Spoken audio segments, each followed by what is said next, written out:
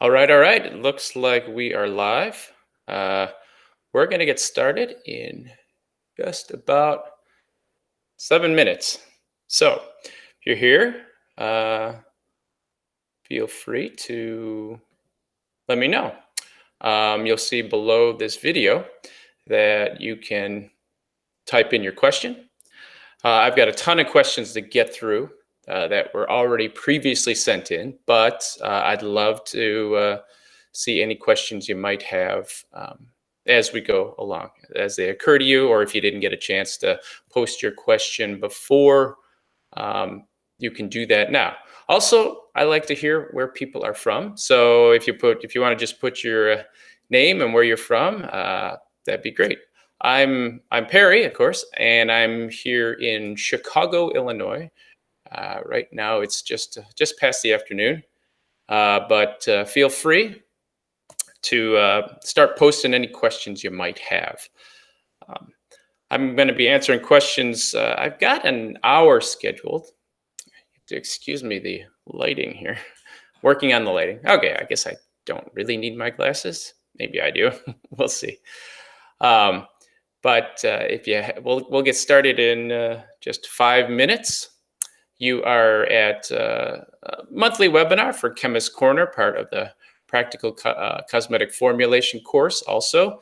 And I'm Perry Romanowski. I've been a formulator for over 25 years, making personal care products for the cosmetic industry. I've worked on brands like Tresemme, VO5, Nexus, St. Ives, and also have done some consulting works for various other companies that I won't name. Right now I'm the president of the Society of Cosmetic Chemists. Incidentally, if you're a professional formulator, the Society of Cosmetic Chemists is a great industry association to join. You'll find other cosmetic formulators, cosmetic chemists, and lots of suppliers for raw materials and other things that formulators need. All right, we got a few people. I'm manning this myself, so you might see me look over this way because I've got another screen. And sometimes I'll put my glasses on so I can read, but I don't like how it glares off of there. But oh, there we go. We got a few people who have mentioned. Anita's from Maine, so hello, Anita. We've got Sue from Orlando, Florida. It's sunny there today. Las Vegas, Nevada, we have Anne. Hello, all of you, and welcome. So we got people checking in from around the United States. Often we'll have people from around the world. So I always like to see who the farthest person is. We're going to get started in 4 minutes. This is just the pre-webinar. And in the pre-webinar, since you showed up early, you get to ask the first questions. Now, I've already got some questions that were sent in to me that we're going to go through mostly, but if you have questions as we go, or you want to put one right now, feel free to do that. We've got Victoria from New York. Hello, Victoria. You see, sometimes I look down, I'm drinking some tea. I've had this tea mug for years. It was given to me by a coworker many years ago, and it works. I drink tea all the time. Okay, we got Teresa from Houston, Texas. Hello, Teresa. Tammy from Arizona. Lots of chemists check it in. If you're just joining us, feel free to post below. Let me know where you're from. I'm Perry. I'm located in Chicago, Illinois. I travel a lot, though. I've recently traveled to Italy. We did a conference. I did a conference talk in Italy, which was really nice. And Australia. I was in Canberra, Australia. So there are some people who are from Australia who might be joining us too. We'll get started in on my clock. I just go on my clock in 2 minutes. And hopefully this lighting, I've got a whole new lighting thing. Might be a little too dark here. We'll see. I think when I do that, it lightens up. So maybe sometimes I'll have to do that. All right, we'll get started 2 minutes. All right, we've got Paulo from Colombia. Hello, Paulo. I've never been to South America, and I've been wanting to go. Uh, Perhaps I'll make it to Colombia at some point. This is our monthly webinar. Now, this webinar will be a little different than previous ones. I don't really have like a scheduled presentation. I'm just going to be answering questions that were sent in. Now, I've organized the questions and edited some, but if you've sent in a question previously and you've given me your email address, then I'm going to send you the text of the answer, and it'll get answered here too if there's time. But if you've sent in a question and it's suitable for me to answer, some of the questions are a little bit vague. For example, I got a question like, how do I make an emulsion? It's kind of a vague question. It's very broad. This works better when you have some really specific questions. So if you've got a very specific question, I can attempt to answer that. But the more broad your question is, the harder it is to answer. Certainly in something like this, that would require maybe a one-on-one consultation. But all right, we're going to start in just 1 minute. Now, sometimes when I do this, I'm trying to get the light right. So somehow the light keeps adjusting, and it makes me look very dark. But I'll try to adjust that as I can. I've got some lights here, so I don't look so dark. Okay, there we go. All right, we've got. Let's see, who else we got from the Faroe Islands. We've got Mary. Hello, Mary. I don't really know where the Faroe Islands are. I will certainly look it up after this. All right, looks like 1 o'clock is here, or the top of the hour is here. It might not be 1 o'clock where you are, but hello and welcome to Chemist Corner, our webinars. We try to do one webinar a month about some topic in cosmetic formulating. I'm your host, Perry Romanowski. I'm the creator of Chemist Corner. I have been a formulator for over 25 years. I've worked on various hair care and skincare brands here in the United States. And I've also been an instructor of beginning cosmetic chemistry and practical cosmetic formulating through the Society of Cosmetic Chemists. So I've been teaching people how to formulate for well over 20 years. So I'm used to talking to people, used to helping people, and today is all about answering your questions. So if you have a question, below this video, you'll see a spot where your name or email and a question. Feel free to post in there, and at the end of these scheduled questions, I will answer as many of the questions as I can within the time. I see some people have already written some questions there, and that's good. You'll get to the top of the list when we get to those. We're going to start off with some of the questions that were sent in. Let me start off by sharing my screen.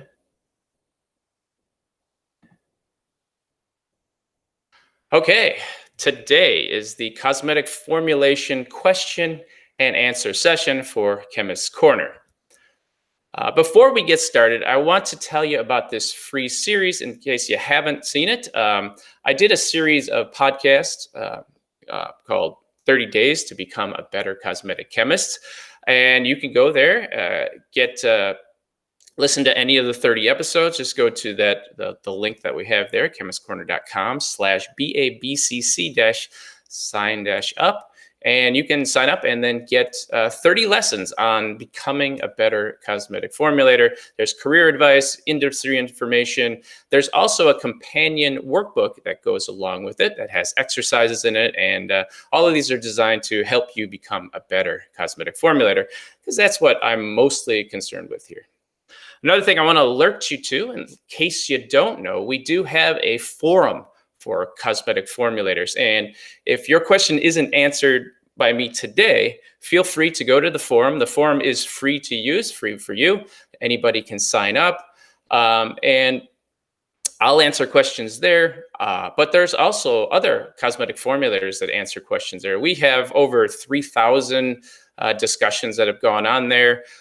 We have almost 7,000 members there from around the world. So it's a great source for getting questions answered to any kind of specific cosmetic formulation problem you might be having. All right, when I originally sent out the email, it said, "Hey, we're going to have this webinar." I said, what are your questions? And a number of people have sent in questions.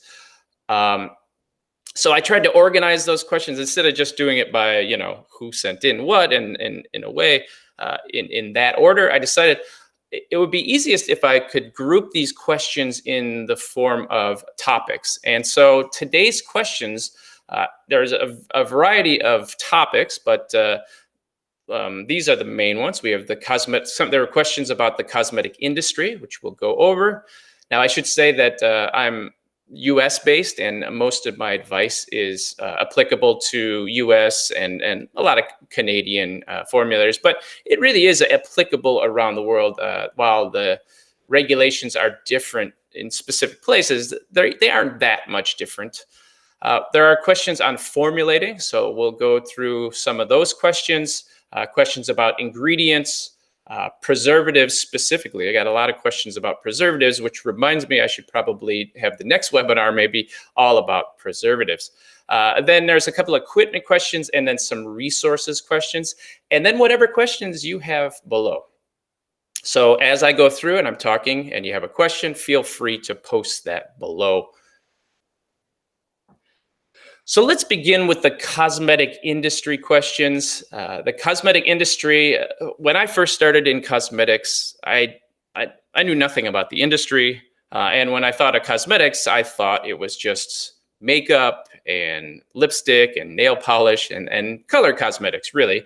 And those are cosmetics, but it turns out that the cosmetic industry should better be called the personal care industry, because it really refers to personal care products. So things like shampoos, conditioners, styling products, those are all cosmetics. Skin lotions, moisturizers, anti-aging products, body washes, those are all cosmetics. Fragrances are cosmetics. So really anything that you put on your body to make yourself look and smell better is considered a cosmetic. In the United States, the cosmetic industry is regulated by the FDA. In fact, it was created in 1938 with the Food, Drug, and Cosmetic Act.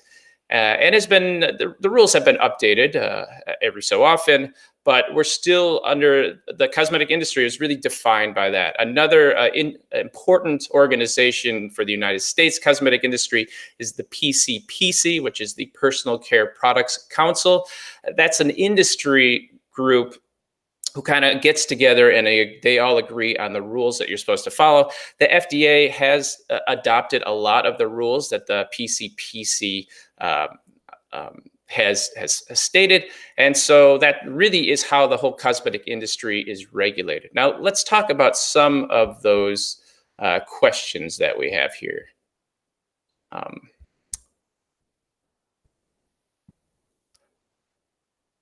We'll just switch back to me. Hello. Okay. So these are cosmetic industry questions. And let me just switch over to see what some of those questions are. All right. Our first question. First question comes to us from, see how to best do this. Here we go. First question comes to us from Esmeralda, and she says, do formulations need all of the approval by the FDA, or do the ingredients solely need to be in the safe ingredients approved list? This is a very good question. I get this asked a lot, and the reality is, in the United States, you do not have to have your formulas approved by the FDA. The FDA does not approve formulas. The thing you have to do, the law specifically says that it is illegal to produce unsafe cosmetic products. And so you have to be able to demonstrate that any product that you make is safe. And now there are a variety of ways that you can prove safety, but patch testing, stability testing, any kind of safety testing to do. You have to run all of those tests for any product that you put out on the market.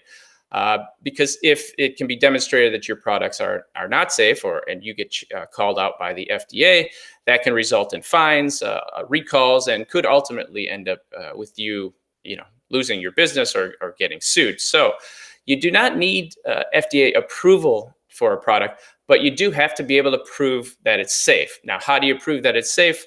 The FDA has actually a whole list of advice that they give home crafters, and this would apply, of course, to industry chemists too, and talks about good manufacturing procedures for your cosmetic products, for your lab, setting up your lab, and that sort of thing. So I recommend you go to fda.gov/cosmetics and find out some of the rules and regulations that they suggest about creating cosmetics. You also asked about whether you need to use ingredients that are on a safe ingredients list.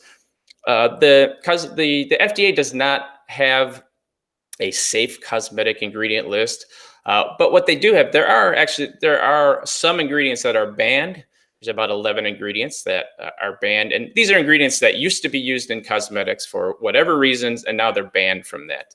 And so you can't use any of those ingredients. Also, as far as colorants go, you have to specifically use the colorants that are on the FDA colorant list. So if an ingredient you're adding to your formula to make color is not on that list for the for FDA's list of colorants, then it's illegal to use that ingredient too. But other than the colorants and the banned ingredients, the FDA doesn't specifically say ingredients that you can and cannot use.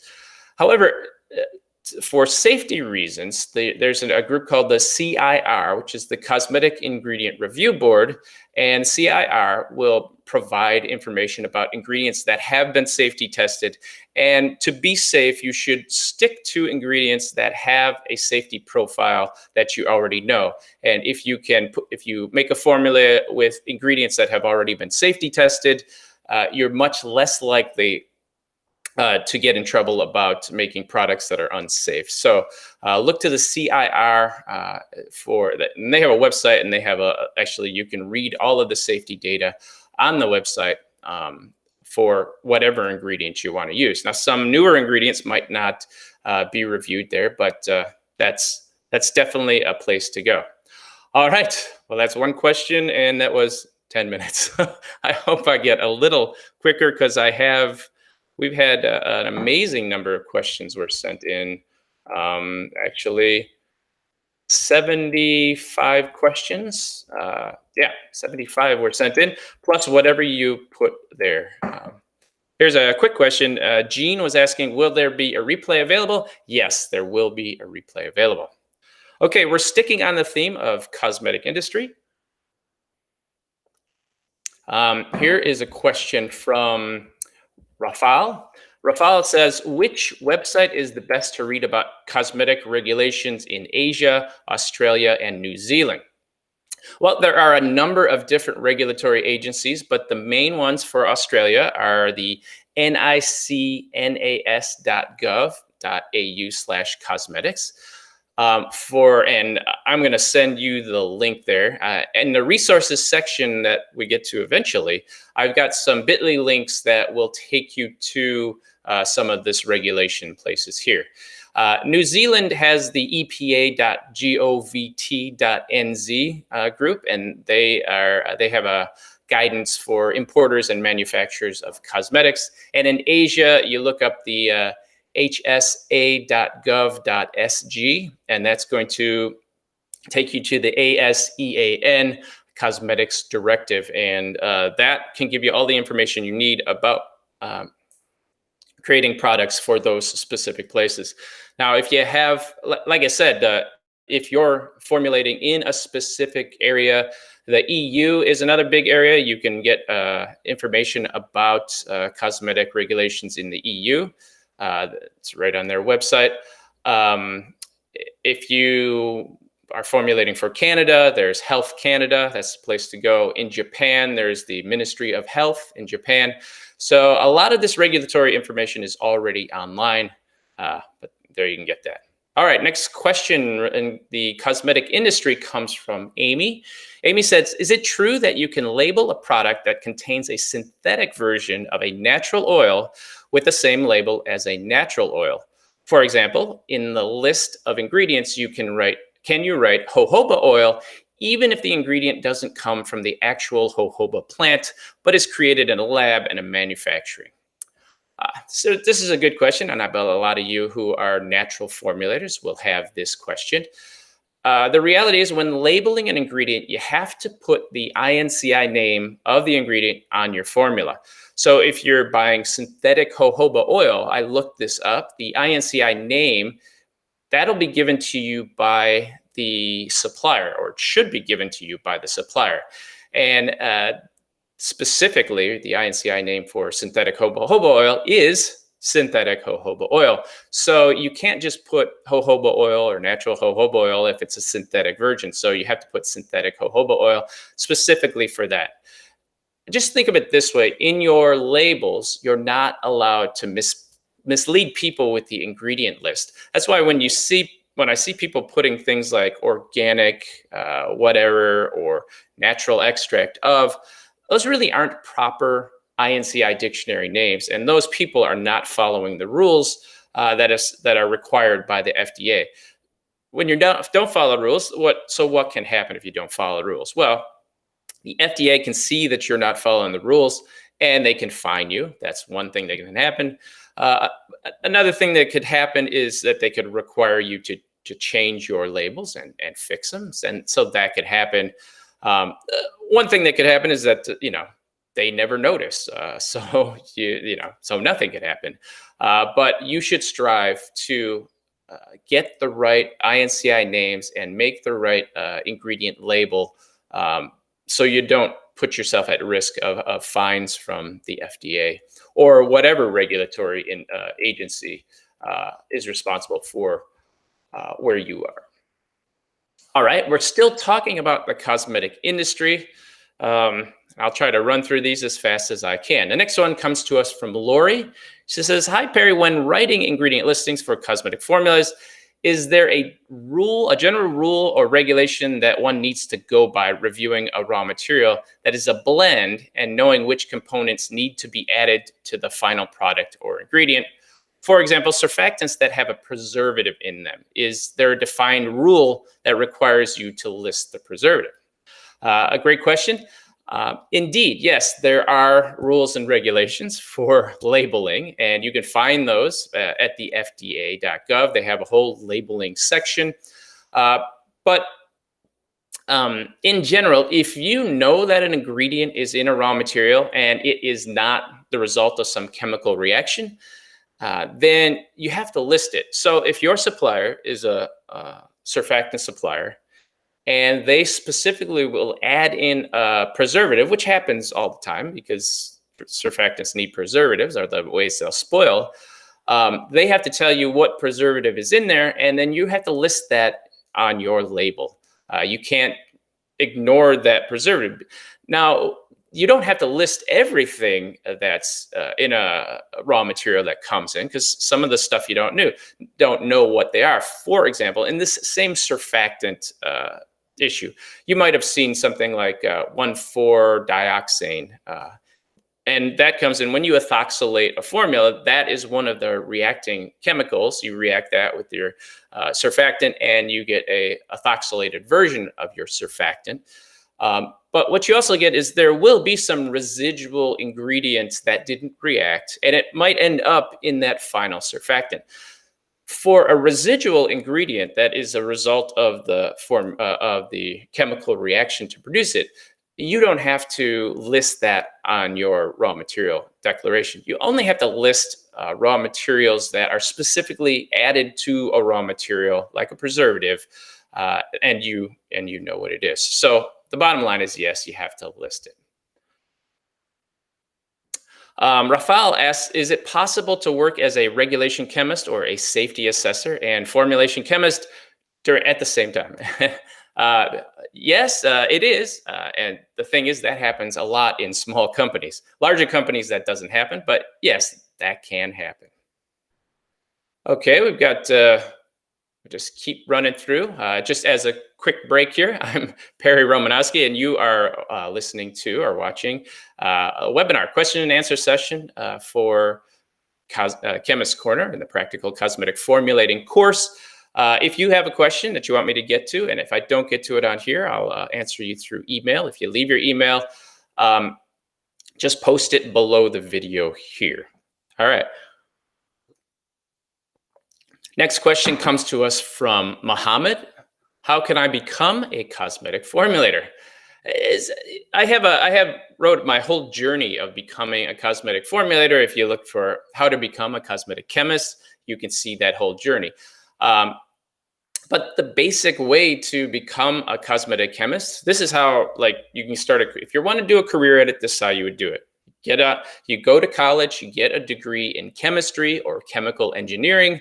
Biology also works, but for a career standpoint, chemistry and chemical engineer are preferred in the cosmetic industry. So you get that. Now you can, with a college degree, undergrad degree, you can get into the cosmetic industry and start formulating.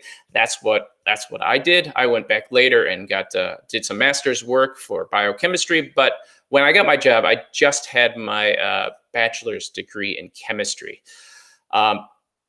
And so that's how you could start your career. Now, you can get an advanced degree in cosmetic formulating, which can help give you a leg up on other applicants in a job. And so that could help. The University of Cincinnati has a program. Fairleigh Dickinson's has a program. And there are a number around the world.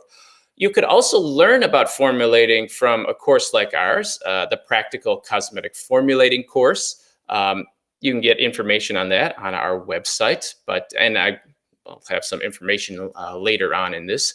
But once you learn chemistry, you learn a little bit about formulating, and you get a job as a cosmetic chemist. That's the way most people do it. Now, if you just want to start your own company, you can learn how to formulate. And in the United States, there's no rule that says who can call themselves a cosmetic chemist or not. I look at people who have degrees in chemistry or science who have learned about formulating. Those are formulators, people who started as a hobby. I mean, if you don't have a chemistry degree, I wouldn't call myself a cosmetic chemist, but some people will do that. So that's really how you can become a cosmetic formulator. Okay, next question comes to us from Abdallah Omar. What is the difference between a lotion, a cream, a serum in terms of composition, proportions, shape, and external material? Well, that's a very complicated question. It's a little bit too broad, but let me focus on the one part that I can answer in this webinar. And that's specifically, what's the difference between lotion, cream, and serum?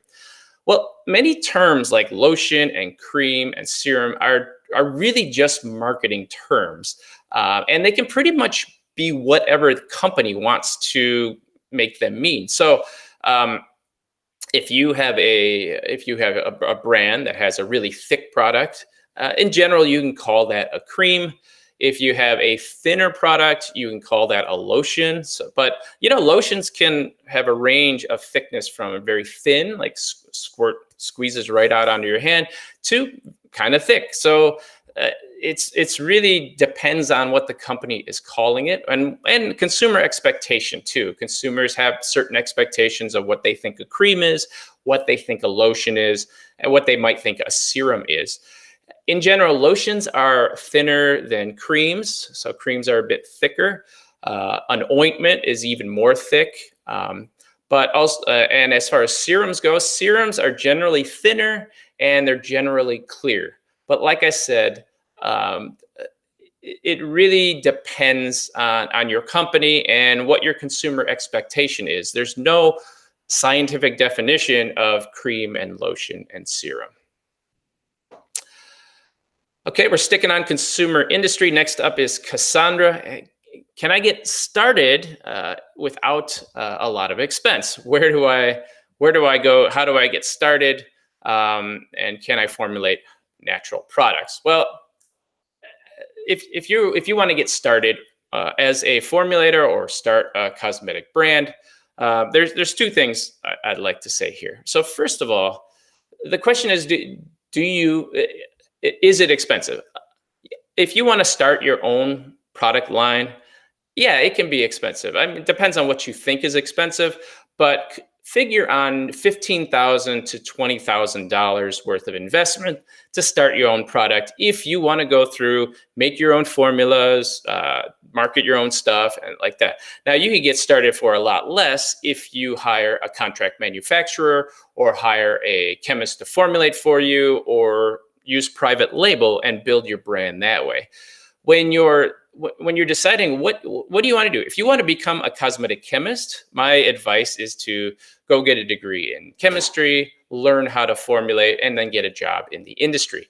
If your goal is to start your own product line, you don't actually have to know how to create the products. You can find products that you like, tell a chemist or a contract manufacturer the type of product that you want to make, and do it that way. Because the reality is, making products is a lot different. It's a different skill set than selling products. And if you want to have a cosmetic line, you're going to have to spend a lot of time marketing and selling those products, much more time than actually creating the product. I know it seems weird, and to my heart as a formulator, it's not my preferred route. But if you want to make a product, the sales and marketing piece will be much more important as far as it being a successful thing than not.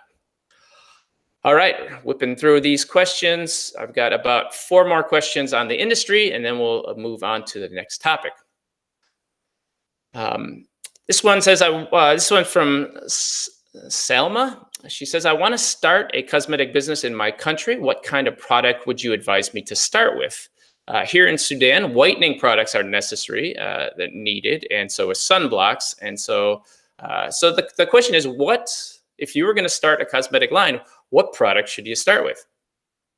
That really depends on who your customers are and what products do they want. Now, she had mentioned whitening products and sunblocks and perfumes. If that was what the customer that I wanted to sell to wanted, then that's what I would create. So you really have to get good at selling before you start a cosmetic business, though. So you want to go and learn about your customers. What problems do they have, and how much money are they going to spend? And if you want to start selling whitening products or sunscreens, I would recommend you become a salesperson for one of those types of products first. Become a reseller or become a representative for a brand. And that way, you're going to learn about the consumer, you're going to learn about the marketplace. And once you learn about whatever type of cosmetic product you're going to sell, then you'll be in much better places to start your own line and figure out how you can do it better than the people who are already out there doing it. Next question comes from Aisha.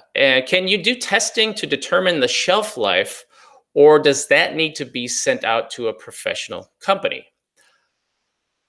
That's a good question.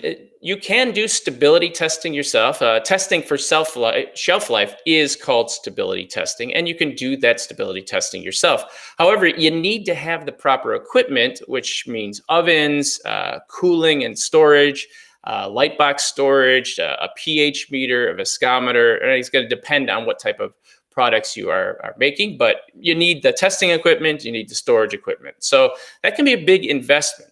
So for most small companies, it's probably best that you're going to send this work out, because it'd be a huge investment to set up first. And if your product doesn't sell, now you've invested all this money and for no good reason. Now, you can find testing companies through a buyer's guide like happy.com. They have a buyer's guide. Society of Cosmetic Chemists has a list of testing houses too. So I'd recommend checking them out. Okay, next question comes from Elizabeth. Elizabeth says, aside from filing with the state for sales tax and so forth, once I am pleased with my formula, can I start selling it, or do I have to go through different channels? The reality is you can start selling your product online through a website and possibly through sites like eBay or Etsy. Channels like Amazon actually have different requirements, but you'll have to check with them to see specifically what is required right now. I have a shampoo and conditioner that I sell through Amazon, and I had to jump through a lot of hoops to get that there, but yeah, you can do it. Now, if you're selling in the US, you also have to be able to prove that your products are safe. And so they also have to be labeled properly following the FDA guidelines. So if you're producing products yourself, you also want to follow the GMP suggestions from the FDA. Okay, I've got two more cosmetic industry questions that I'll get to, and then we'll move on to the next topic. Judah says, I'm formulating in my home lab in an effort to save money, and I want to run my own tests. So the question becomes, Microbeyond stability test using a prepackaged kit sold at makingcosmetics.com. I'd like to know if this would be acceptable to the FDA and to insurance companies in the event that a customer brought a claim against you. I doubt it. I do not think so. This type of testing is better done by an independent testing lab.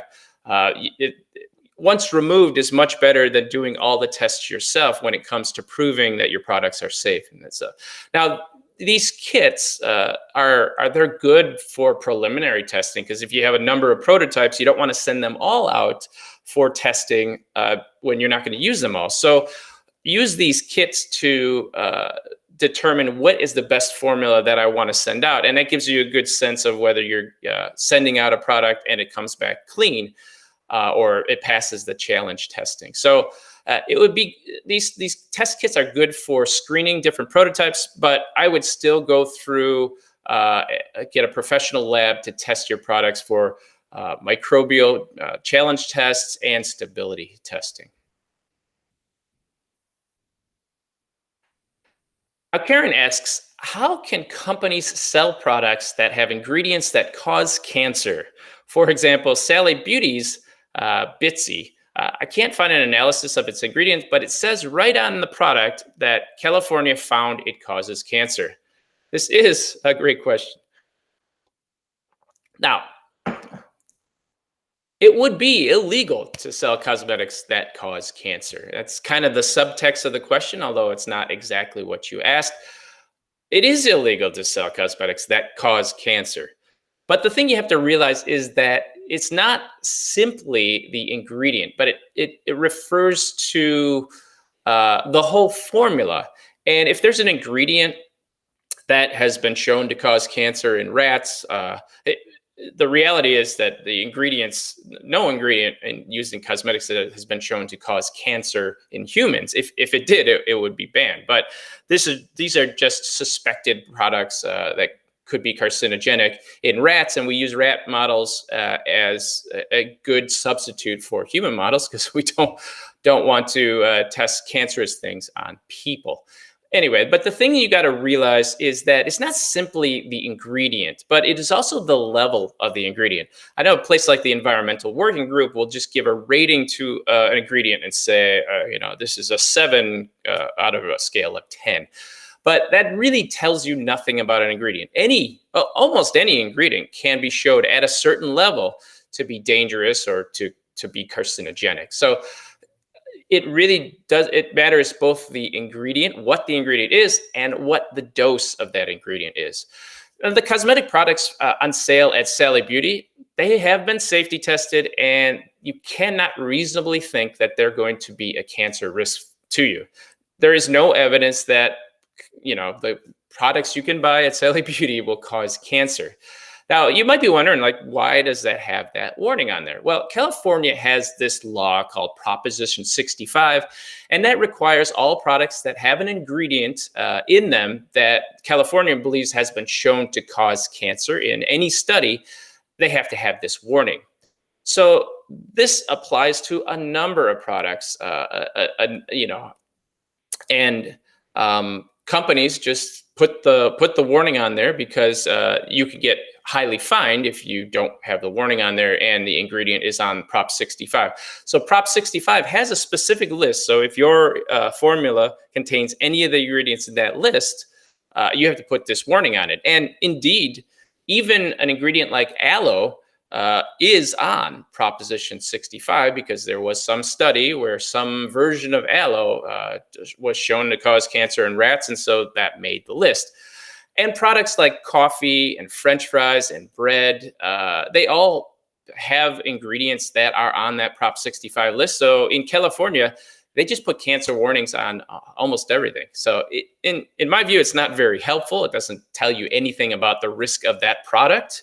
But they like to scare people in California. Incidentally, you can find the whole list of Prop 65 ingredients by going to oehha.ca.gov/proposition-65, and you can find the list there.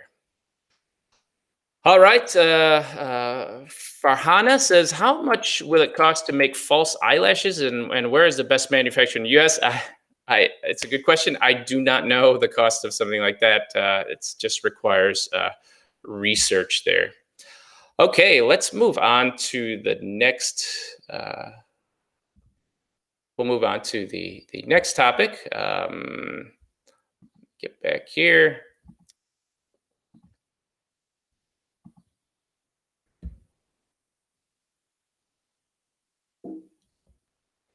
Our next topic is going to be formulating. So formulating is the process of putting together all your formulas, ingredients, mixing them together. When you mix together ingredients, you want to make sure that you have the proper equipment, the proper raw materials, and that can be hard for some people to get access to all the raw materials. When you work for a big company in the industry, the raw material suppliers they'll just come to you. They'll give you free samples because they want you to use their formulas or their ingredients in your formulas. They provide you lots of data and things.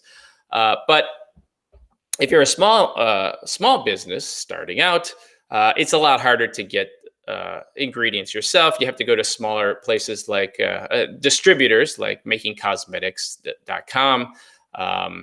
There are a number of them. I have a list of them, which we can put in the resources. But these are formulating questions. So these are questions specifically about formulas that you're doing. Okay, let's go through some of those questions now.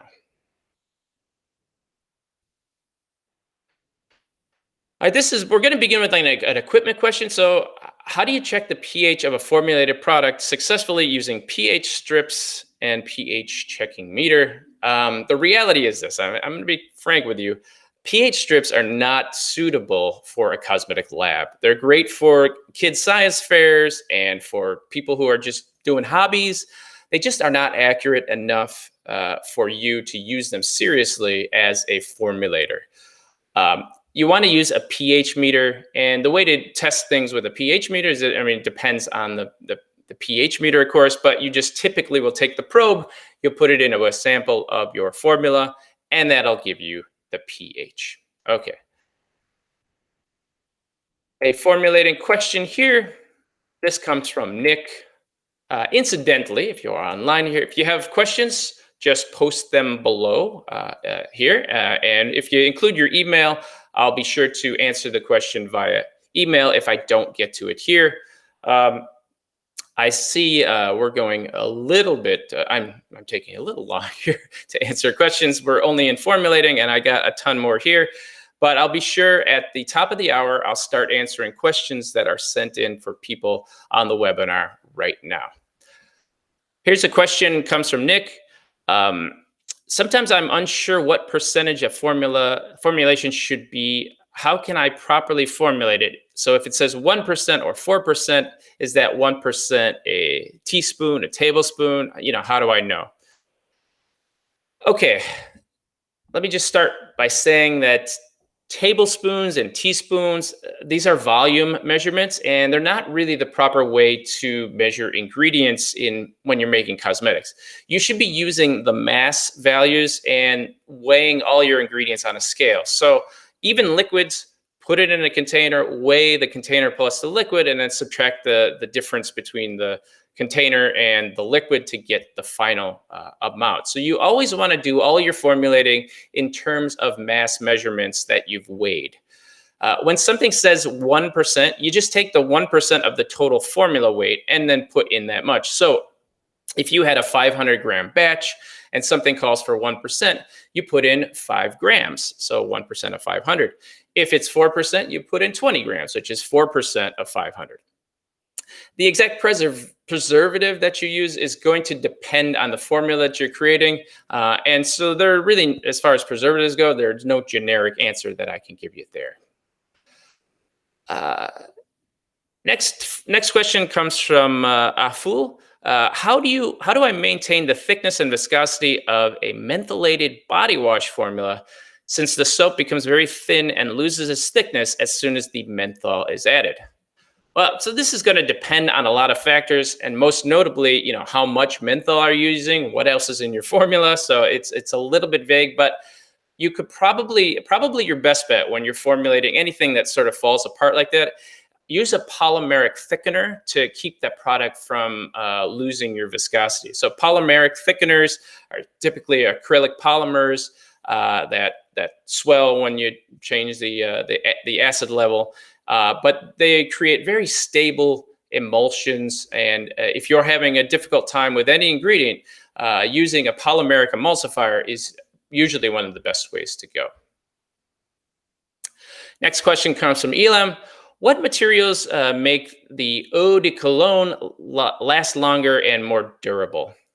That's going to depend on the specific fragrance, but in general, fixatives are used to make fragrances last longer. These can be resins, gums, low volatility essences, and then even animal ingredients like musk or ambergris. But it really is very fragrance specific. Okay, if you have questions, be sure to put them below, and I'll get to them over time here. I'm going to still go through the ones that were sent in, but we're talking about formulation questions right now. Margaret says, can allantoin, allantoin is how you say it. Thank you. Can allantoin used at 0.5% in be heated? Can it cause graininess? I have found that some of my lotions have itsy bitsy sand grains in them. So the answer is just allantoin. I should learn how to say that word. I never have been able to say that word. So allantoin, can that cause graininess? That depends on what else is in your formula. But to test that, you can make a batch with and without allantoin and see if you're getting that graininess. Typically, graininess is caused by cooling an ingredient too slowly without mixing, and that can cause a crystallization, which will lead to the graininess. But it's usually more with ingredients like cocoa butter or shea butter or beeswax. So, next question comes to us from. Next question comes from Erica. She says, how do you avoid getting the graininess from shea butter when using a formula? So more graininess questions. I got a new batch of shea butter recently, and even if I temper it first, when I remelt it with the other ingredients, it makes the final product grainy. Graininess using shea butter is a pretty common problem. It can be affected by by the manufacturing procedure that you use and by the quality of the shea butter that you're using. The manufacturing, the speed of cooling matters a lot. So the faster you cool it, the better. And mixing it while you're cooling it is another thing that you should do. And so those things will affect graininess. Now, some people have also found that the addition of short chain esters like Captex SBE from Abitec, that can help to reduce graininess. That's an ingredient like caprylic, capric, stearic triglyceride. So adding some of those esters can actually help to reduce the formation of crystals, which causes that graininess. Now, Elia asks, in making a lip balm or gloss made of only oils, olive oil, castor oil, argan oil, what ingredients can I add so that these ingredients could fully penetrate and stay on the lips for a while? When I put it on my lips, the lips feel good, but after a while, it goes away like I put nothing on. Well, for lip balms and things, the best ingredients to use are petrolatum and mineral oil, or you want some other longer chain hydrocarbon. Another possibility is lanolin. That's an ingredient you could use. This is just the problem when you're using only natural ingredients. You have to change your expectations because the products are not going to work the same way as traditional products. We try. I mean, that's what a lot of natural formulating is all about, trying to find things that work better or work as well. But the reality is, your natural products just don't work as well as products that have both natural and synthetic ingredients. That's just how things are. Um, Abdallah asks, can you use sodium hydroxide to increase the pH of a cream when you use kojic acid? Yes, you can use that as a neutralizer. Dr. F asks, can we make a concentrated emulsion? Well, that depends on what you mean by a concentrated emulsion. But yes, some emulsions have a range of oils that you can make. You can go all the way to making an anhydrous product that has no water, and that's about as concentrated as you can get. Christine says, color separation was found on the aqueous gel suspension formulas with carmine and a high level of pearls after exposure to light for 2 months. But nothing happens when putting the product in the dark. Is this related to photo degradation, and how do I find a solution? So the question that I'm seeing here is that I've got a product that changes color over time, and I want to know if is that because of the color? Sorry, just one moment here. Okay, so yes, the color change could be the result of the light it is exposed to. A broad spectrum light is different than xenon light, which is what you were using. So you can find the root cause by doing a knockout experiment. And this requires you to make a series of batches and see when you get the color change and when you don't. Now, this is going to isolate an ingredient that might be causing the problems, and that can lead you to possible solutions. Now, some questions, the answer to is going to be, well, you have to experiment. And the knockout experiment, where you make a series of formulas where you just leave out one of the ingredients and see what happens, that helps you identify what's causing the problem. Once you can identify an ingredient causing a problem, then you can add other ingredients or substitute ingredients out to fix the problem. Next question comes from Terry. Hi, Perry. I am adding color to my lip balm. I'm using beeswax and natural butters, but the mica colors of the balm do not impart enough on the lips. What should I use? You've got to add a color like red 4 or colors like that, or perhaps you could use a higher level of mica. An ingredient like Sin Crystal Scarlet from Eckert can work too. I would recommend going to your color supplier and asking them for some specific solutions to that problem. But there are a lot of colors that you can choose or increase the level of your mica there. Julia says, when I am formulating for black skin, what do I need to consider as a priority? Interesting question. Let me just tell you, from a scientific basis, there is really not much difference between dark and light colored skin beyond the amount of melanin in the skin. There's also some suggestion that darker skin is a little thicker, but the differences in ranges is they kind of overlap. So you can't just say that's a huge difference. Darker skin tones do not really require any special products for daily skincare. I mean, skin really is skin. Now, there are some conditions which are more likely in darker skin tones, such as ingrown hairs or uneven skin tone. And also, for marketing reasons, you might want to produce products that are targeted for a specific consumer. So to do this, I would recommend you find out what your specific consumer what problems they have, what problems they report, because it doesn't really matter what the science says. Um, what really matters is what your consumers, what kind of products they want. And so if a consumer believes they have a specific problem that's specific to them, those are the kinds of products that you want to make. But from a scientific standpoint, skin really is skin. Let's see. Just take a quick break here. We got 148. We have a number of questions, but let's move on to the next topic, um, which we got a lot of these questions from. Our next topic is preservatives. Now, preservatives, you'll find that um, just one moment here.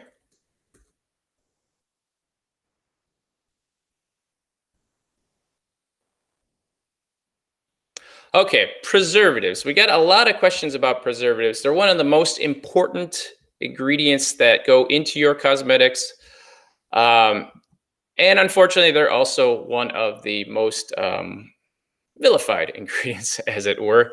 So let's see some of those questions that we got. In the old days when we formulated, you would look to standards: parabens, methylparaben, propylparaben, ethylparaben. Um, those things work very well. Um, or you'd use formaldehyde donors, DMDM hydantoin and midazoleadylurea. And the reason we use these things is because they were effective, they were broad spectrum, they worked, they're safe, they're great choices. They still remain great choices. However, uh, they've also developed bad reputations with the way social media is, with NGOs. They've taken some studies that were inconclusive or just wrong, and they run with them. And now that it gets out in the popular media that traditional preservatives are scary, and so people continue to look for alternatives.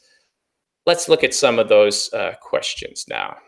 Okay, a lot of these questions sort of overlapped, but here's a question. Well, from Achlen. She says, parabens have been listed as not safe. What alternative preservatives are there for creams, lotions, and shower gels, and shampoos and conditioners? First, I want to tell you, parabens are safe.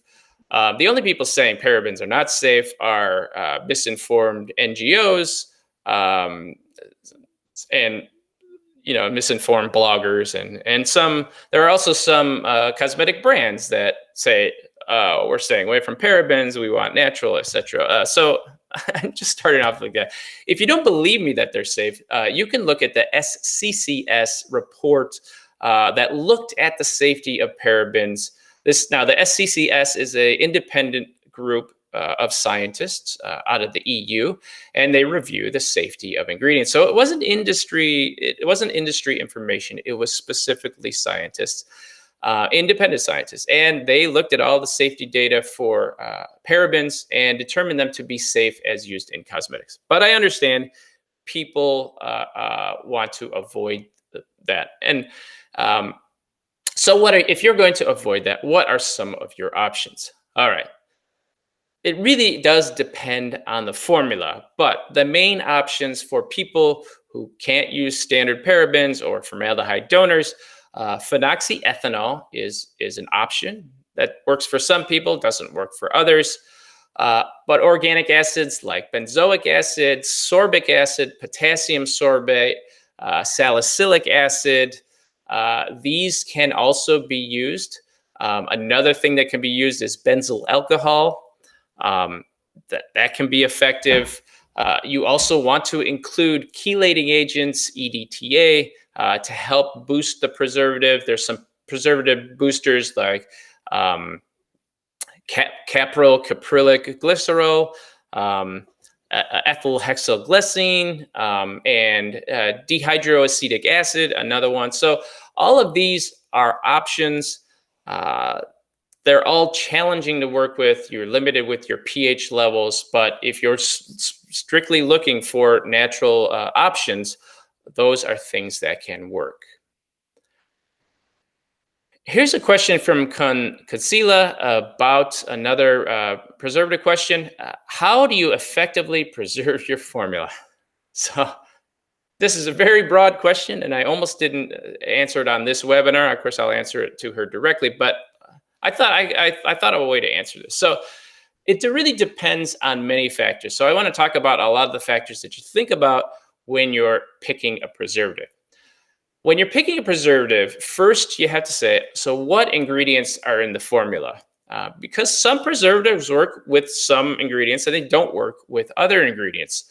In fact, some ingredients can deactivate a preservative system. For example, if you have polysorbates in your formula, they can deactivate something like phenoxyethanol. So, you can't use those things together.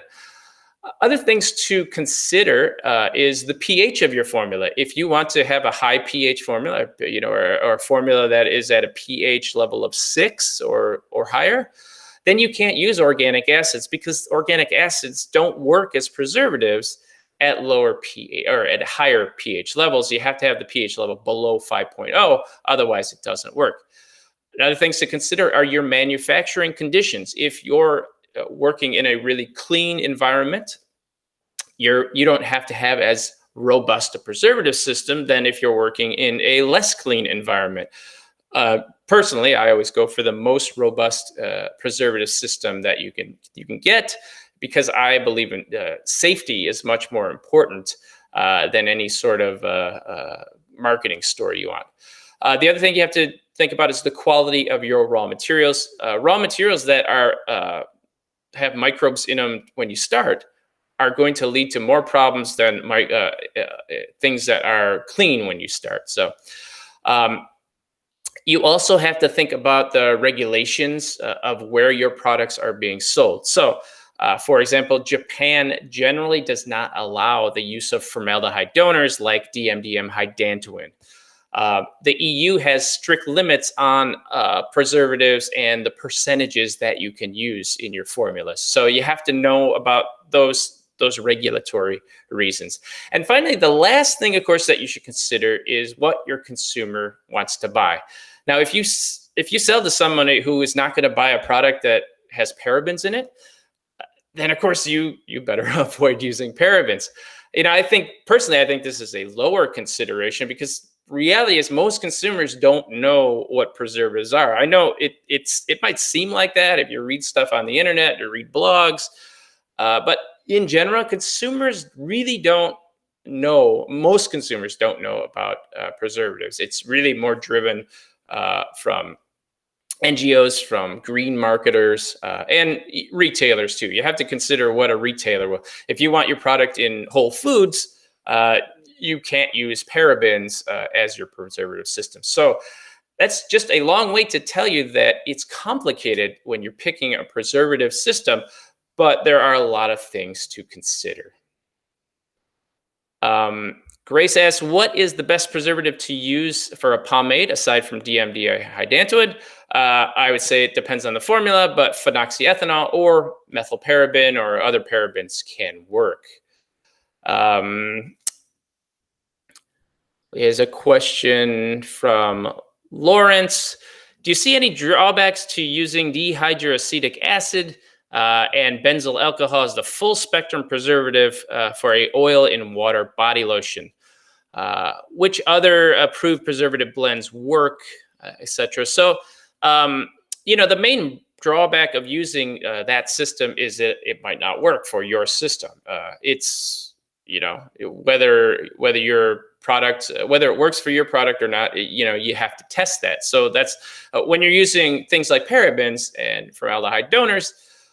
These things have been tested. They are compatible with most systems, so you don't have to think about it as much. But when you're using a system like you described, it might not work. It might not be effective, and it might negatively affect the stability of your product. Benzyl alcohol has an odor, and that odor, you might not want that in your formula.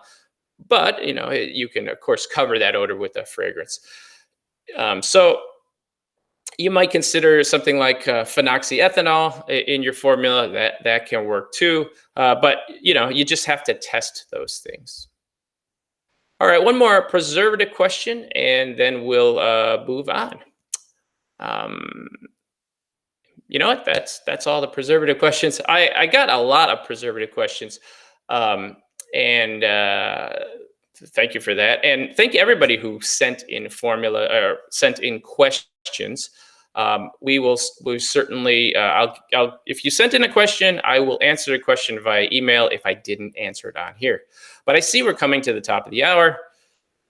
Whew. And I didn't really know how long this would take, but I still had another 40 questions to go. There is one question I wanted to share with you about resources. Let me switch over here. We'll get to here's the resources. Now, a lot of people sent in questions and they said, "Hey, can you give me a formula for a shampoo? Can you give me a formula for a pomade? Can you give me a skin lotion formula? Give me this for." Um, I don't mind directing people to sources for free formulas, but I don't necessarily just have a catalog of formulas that I can just give out to people.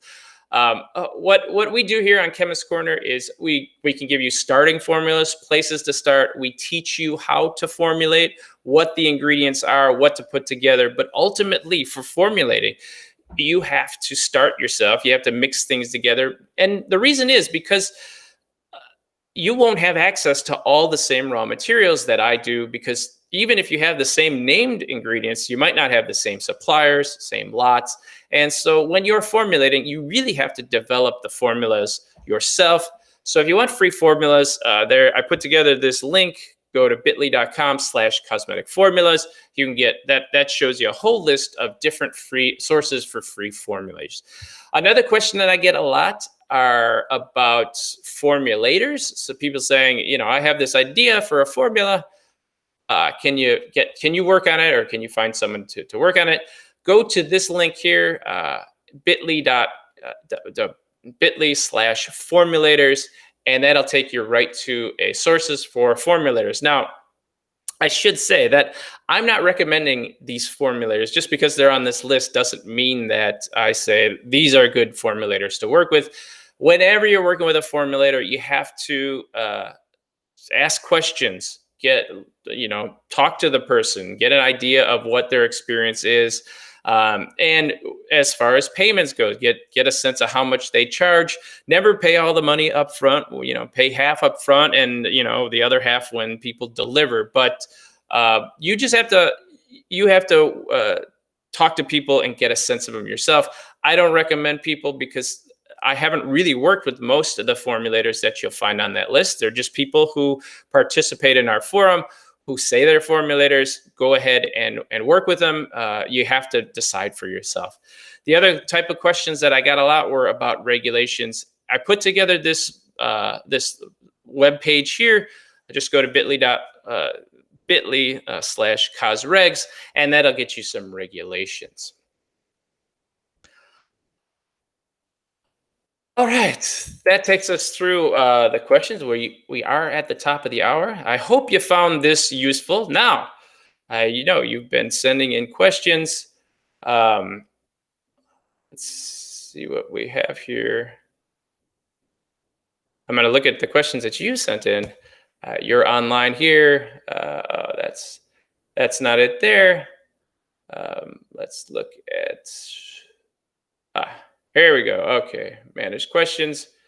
Just to let you know, there are over 100 questions that you sent in while we're here. Now, I'm going to stay on and answer as many of these questions as I can. And if you have questions, feel free to keep posting the questions. If I don't get to it, I will respond via email. But I should mention before I get onto this, the cosmetic formulating program. Now, what I do that to change the lighting. But what I want to say is that this is what I do. I teach people how to formulate, and if you are interested in upping your skills of formulating, you might benefit from taking our practical cosmetic formulation course. If you're already taking the course, thank you, welcome. I hope you found it helpful. Actually, people have found it very helpful. But I'm going to show you just a couple of slides on that and how you can join. If the technology is working, there will be a bar right below this video, which will give you the how to join. But practical cosmetic formulation is for science majors, industry chemists, cosmetic entrepreneurs, salespeople, other formulators, really anyone interested in learning how to make cosmetics and the science of formulas. Completing this course, you're going to know every kind of cosmetic formula. It's a 9-module course. You can learn about product development, more in-depth cosmetic science, raw materials, formulation types, lab techniques, scale-up, product testing. You get to ask any question of me, and I respond through email. And you get access to free webinars, preservation, regulations. There's quizzes. We have a certificate of completion. All of the resources in the course, you can download them all. They're available in video, audio. You study while you travel. You can get the text. I really have a passion for teaching. As you can tell, I do these webinars. And actually, nobody's paying me to do these webinars. I just do them because I like to do this, and it's all very interesting. But people have taken it. We've had great feedback in the course. So Jill's highly recommending the course. A lot of stuff they don't cover in school. That's really what I did. But I want to tell you about this webinar special. If you join the course today, go through chemistcorner.com/webinar special. You can get a free 15-minute one-on-one phone call at any time. I'll send you a note on how to do that. We can work out whatever time it is and how to do that. You also have lifetime access to the material. So at a lot of courses, you join the course, you get to take the course, 6 months, and then you lose access to it. Well, this course, once you join it, you have access for as long as you need it. People have taken it years ago. They come back and still get it. And you get whatever updates that I do specifically to this course. There's also always a money-back guarantee. Now, if the course is not right for you, then I don't want you to feel like you wasted your money. So just ask me, and I'll give you your money back. I am curious why people would request that, so I might ask a couple of questions. But ultimately, if you're unsatisfied with the course, I don't want anyone to be unsatisfied, and I'll just give you your money back. And the webinar, we do also offer a payment plan. So if you don't want to have to pay the whole content right up front, you can go there. So just go to chemistcorner/webinar special, and you can join the course there.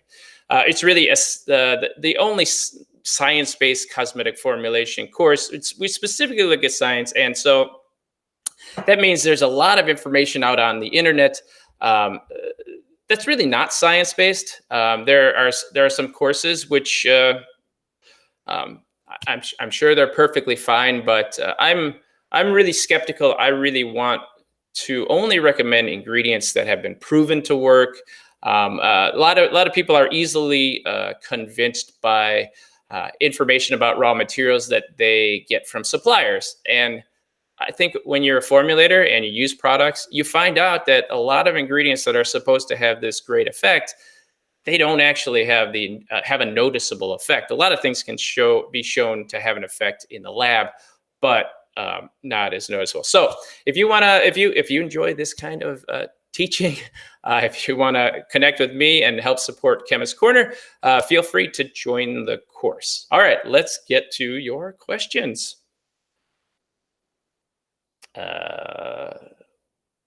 All right, the questions are there. I'd have to put my glasses on for this. So first question, how do you clean the containers from wax after preparing lipsticks? Wax is particularly difficult to get off, but what you can do is, it depends on the formula, but fill the containers up with water, boil the water, and that will be a temperature enough that it'll yeah, that can help get the wax off. It also melt the wax. If you put in some detergent in there, a surfactant, that's going to help also remove it. So there you go. Um, Another lipstick question from Ruda. While making a lipstick formulation, if by error more wax is added, then what should one add to further balance the mixture? So you've added too much wax, and this might be true of any formula. You're going to have to figure out how much was too much. Now, in some cases, you can't save the batch. You just have to get rid of it and start over. Now, I can understand how some of your home formulators don't want to do that. If you work at a company, that's really what you do. You start a formula, something goes wrong, you just start over. But so if you're at home and you've added too much, you have to calculate now. You recalculate a batch size based on the additional wax. You can heat it up, melt it, and add the additional ingredients, the colorants, the film former ingredients, and that kind of thing, um, to your formula. So that's what you'll have to do if you can do that. So reheat, remix, and hope for the best. Hope for the best. Sometimes formulas just they don't work out right, and if you make an error in weighing, that can definitely happen. Okay, now we're only scheduled till 10 minutes ago, but I'm going to keep answering questions at least for another half hour. If you have them, keep putting them in there. If I don't get to them on this webinar, I'll get to them on the next webinar, or I'll email you. So feel free. Um, Another question comes from Bonnie. What is the process for engaging a chemist to reformulate a moisturizer? Do they provide a quote? Do I just send them a current recipe? Can it include challenge testing? What if the formula fails challenge testing? Looking for the process. I'm in Canada and specifically looking for somebody who formulates to natural standards. Okay, great question. A lot of you out there might have an idea for a formula. Maybe you have a product idea, or you already have a formula. And so how do you work? First, I gave you that list of formulators. I showed it the link there. Um, Go look through that list and find some of those formulators would tell you specifically that they are natural formulators, and so you want to look for that. If you're into natural formulating, you want to make sure you work with somebody who has experience with that. They want to have experience with the EcoCert or the Cosmos or the NSF programs, or the natural organic program through the USDA. So you want to make sure you work with somebody who has experience in that. Now, usually you'll have a discussion with them. Now, a lot of people want to sign non-disclosure agreements. I don't really think that's necessary, and that wouldn't be a deal breaker if your chemist says, no, I don't want to sign that. You have to understand, the thing is, to be successful as a cosmetic brand, it's going to require marketing. And these formulators, they're formulators. They're not marketers. So they don't want to, if they wanted to start their own line, they would have already started their own line. They're not sitting around waiting to steal your ideas. So I don't really say that non-disclosure agreements are required. Some people still like to have them, so some chemists still sign them. You get there, you tell them about your project, you get your quote. They're gonna tell you how much things are. You can ask them. Make sure that it includes safety testing, of course. And usually, what'll happen is you'll pay half up front, then half upon delivery. That's just sometimes maybe you do a third, and a third, depending on where you are in the project. But yes, I would, if I was getting a formula developed, I would say, yes, I need you to do safety testing. I need you to do stability testing, micro testing. And it's not like you pay for all of these. You pay for the finished formula. And if you want to start them with a starting formula, if there's a formula that you already have, or you wanted to start, you can certainly share that with them. I think most formulators don't want that. What they really want is for you to tell them the final characteristics of the product that you want, and that way they can go to their library of formulations that they have and that they're comfortable working with, and ultimately get you the product that you want. Now, if there are specific ingredients you want to include, of course, you have to tell them you want those included. But ultimately, let the professionals be professionals. Tell them what you want, the characteristics you want in your formula, and then go from there. All right. Thanks for that question, Bonnie. Um, Melanie asked about a non-paraben preservative system. We answered that one. Um, we have let's see. We have a question from Crystalline.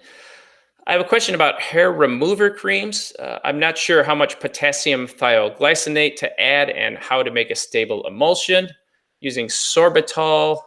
And then my stability breaks down at 55C.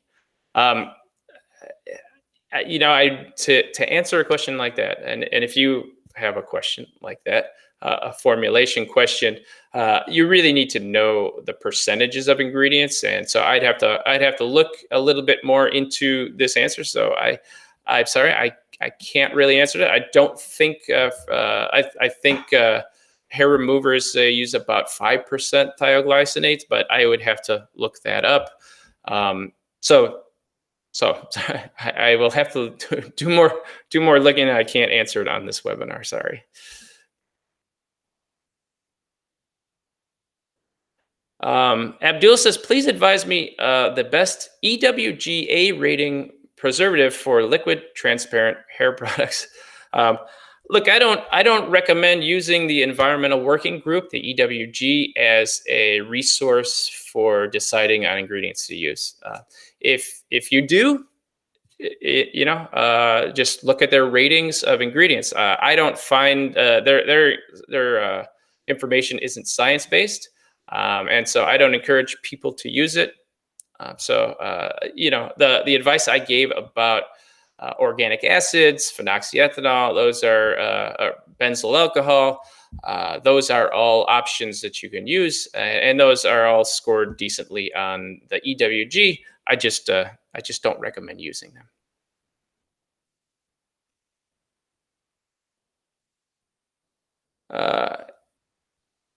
Anna says, is there a resource to know what is the minimum percentage of ingredients that makes them actually have an effect on skin? The answer is no. What you'll find in the cosmetic industry and cosmetic science, so that the information that is out there is scattered all over. Okay, and there's a lot of misinformation out there too. So there are two sources though that you can go to. First, you want to find out the safety amounts of ingredients, and to find out product safety, you go to CIR-safety.org, and that can give you safety information about any ingredient that you're probably going to use. It's probably been safety tested, and what you get from safety testing is it's going to give you the maximum amount of safe level that you can use those ingredients. So that's only from a safety standpoint. It's not from a standpoint of whether it has an effect on skin or not.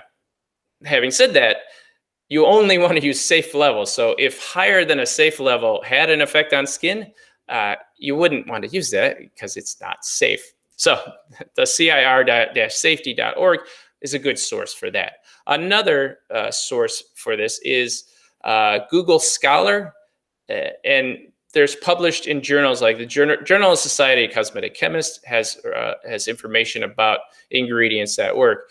But Journal of Dermatology, the Academy of Dermatology, people will publish studies looking at things.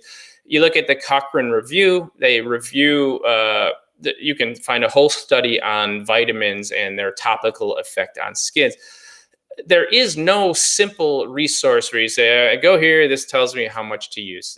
The raw material suppliers are going to tell you like maximum use levels, but you can't really have a lot of faith in that information. They tend to exaggerate, or they'll do studies to show their ingredient in the most positive light, and so that's not necessarily a reliable source. I should say, whenever you'll get information from a source that benefits from you purchasing the product that they're talking about, you have to be a little skeptical.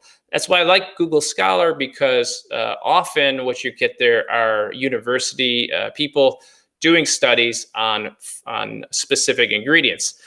That's also a downside, though, because while the university people they're good at creating scientific studies and looking at specific markers, they don't necessarily know about formulating. And there's a long way to go from something works in the lab to something works when delivered from a formula. And so there's a big gap there. And it's that gap of knowledge that it's just not well known in the cosmetic industry. A lot of cosmetic science is hidden away in different companies. Some company will find something, another company will find something, but they don't talk because ultimately they're competitors. And so it's hard to find this information. This information doesn't exist in a single spot, but I hope those kinds of places will help you find them.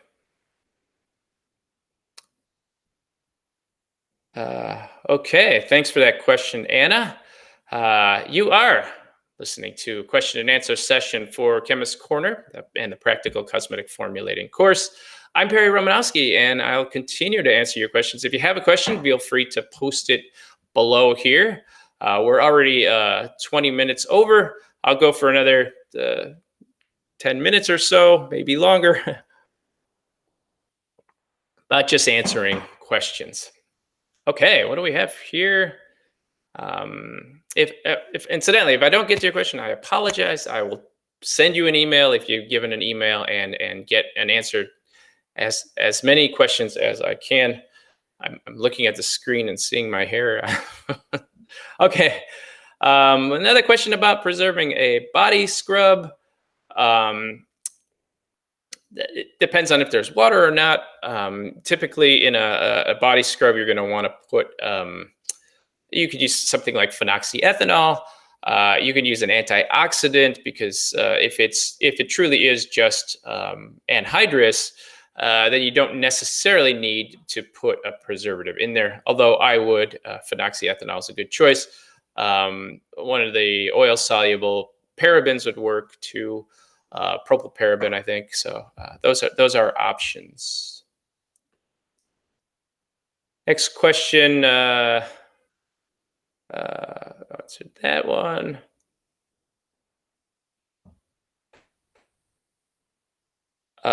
Here's one from Hannah. Hi, I'm always afraid to start for fear of testing and labeling in the UK. Please advise, like, do you test a batch or a whole lot and they send you such complicated paperwork? Some advice, please. I should say here that the regulations in the EU are a little more complicated than they are in the US.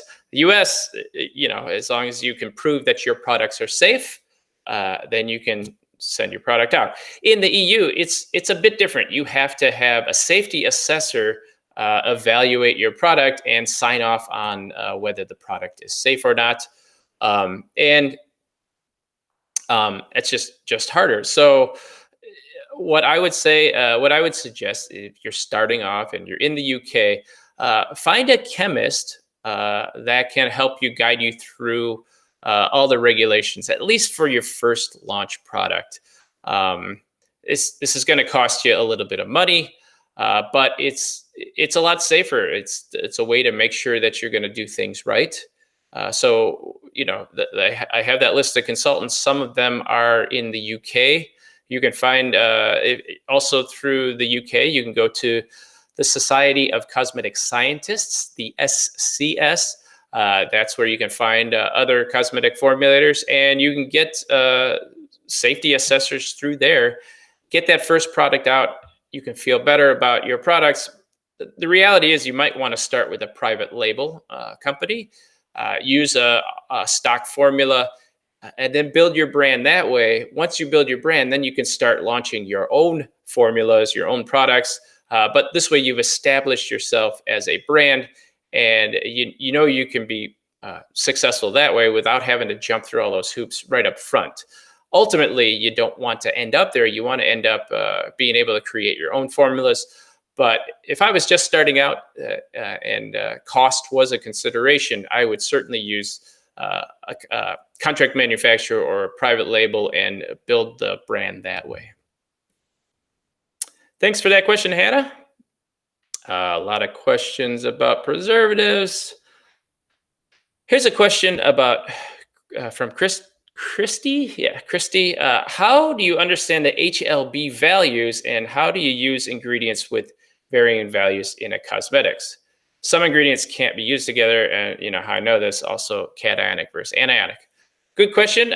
HLB, hydrophile lipophile balance, is a system used when creating emulsions. So we go through all of this on how to use the HLB system in the course. But I'll give you the quick lowdown. First of all, cationic, anionic, they don't apply for the HLB system. The HLB system only refers to non-ionic ingredients, and that's because having the charges in your system, that changes the structure of the system. So that's why they don't work it doesn't work as well with a charged system. It works for non-ionics like glyceryl stearate, or PEGs, that sort of thing. So here's how it works. So every oil has an HLB value, right? And the HLB refers to it's the balance between how compatible it is with water and how compatible it is with oil. So a lower number means it's less compatible with water, more compatible with oils. The higher numbers are a little more compatible with water. So that's most oils, like a coconut oil or almond oil, they're going to have an HLB of around 9. Some oils will have lower. I'm just going off the top of my head, but you might have an oil with HLB of 6 or an HLB of 3. So the first thing you do is you look at your oils and decide, what's the HLB value of my oils?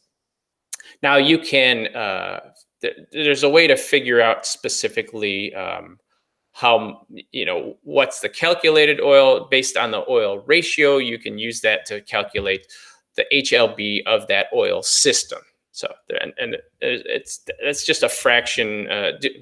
It's a mathematical formula for doing. Anyway, so once you get the HLB value of your oil system, say that number is an 8, then you go out and you look for emulsifiers that are around that number 8.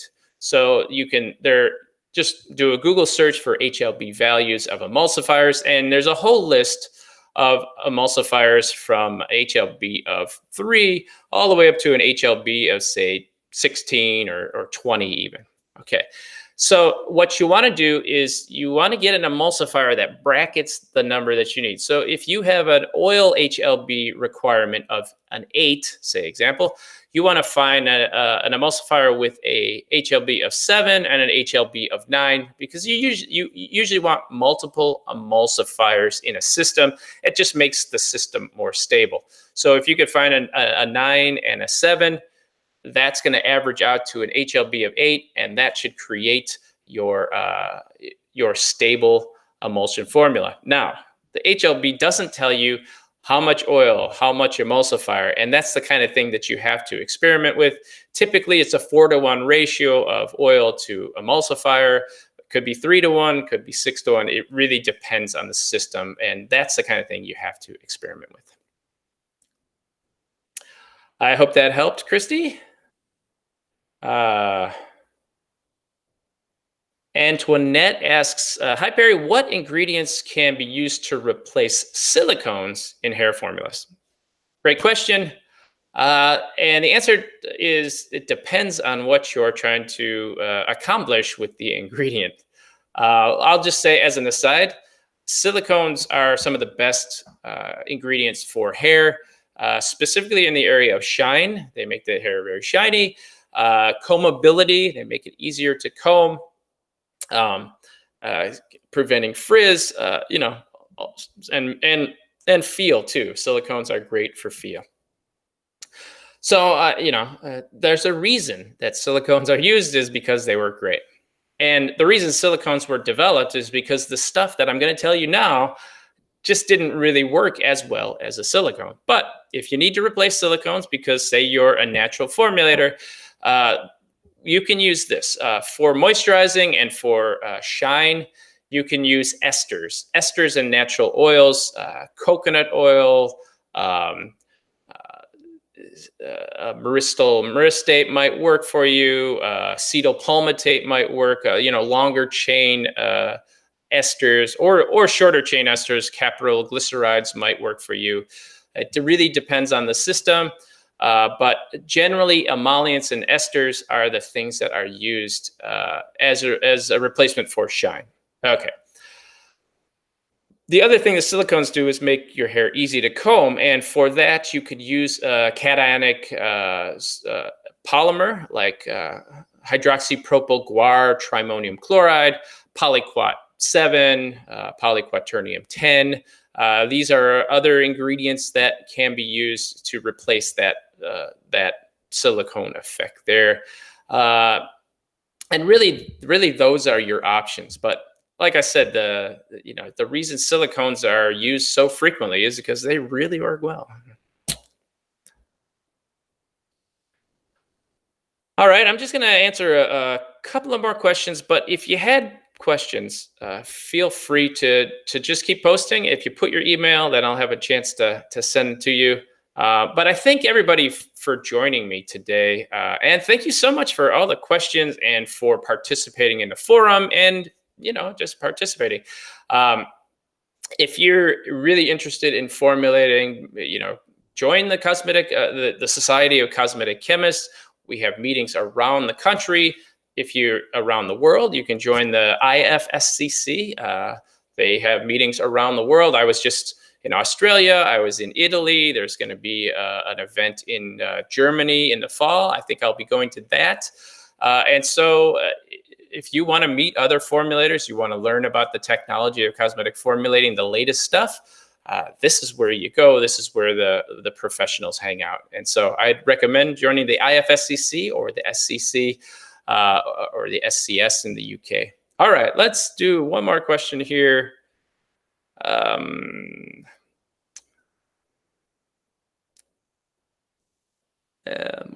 Lots of preservative questions this here. Another question about working with a formulator, say preservatives. All right, let me just go with this last one from Tao.